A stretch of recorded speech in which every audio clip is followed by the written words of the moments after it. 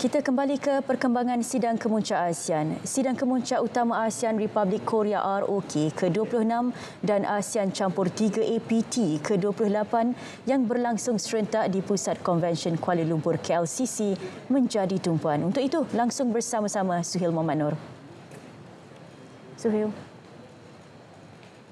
Ya, Syira di studio, apa yang saya dapat rangkumkan setakat tengah hari ini melalui pemerhatian di lokasi, dua sidang kemuncak utama berlangsung serentak hari ini di Pusat Konvensyen Kuala Lumpur melibatkan sidang kemuncak ASEAN Republik Korea ROK ke-26 dan sidang kemuncak ASEAN Campur 3 APT ke-28.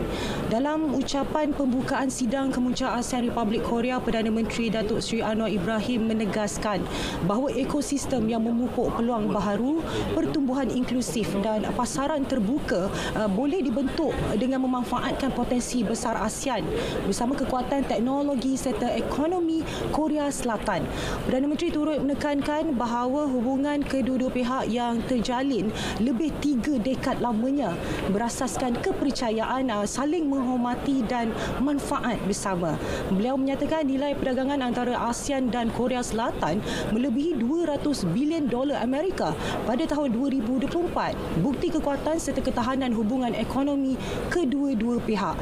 Sidang kali ini turut dipengerusikan bersama oleh Presiden Korea Selatan Lee Jae-myung yang buat pertama kalinya menghadiri sidang kemuncak ASEAN sebagai Presiden baharu Republik itu. Presiden Lee turut menyertai sidang kemuncak ASEAN Campur 3 APT bersama Jepun dan China bagi membincangkan usaha memperkukuh kerjasama serantau yang lebih luas. Dalam sidang ASEAN Campur 3 APT pula, Perdana Menteri Datuk Seri Anwar menyeru negara anggota menggandakan usaha memperkukuh kerjasama dan kesiapsiagaan menghadapi cabaran global termasuk krisis ekonomi dan kesihatan. Beliau turut menggesa agar penubuhan Rizab APT bagi bekalan perubatan diteruskan sebagai persediaan menghadapi kecemasan kesihatan awam pada masa hadapan.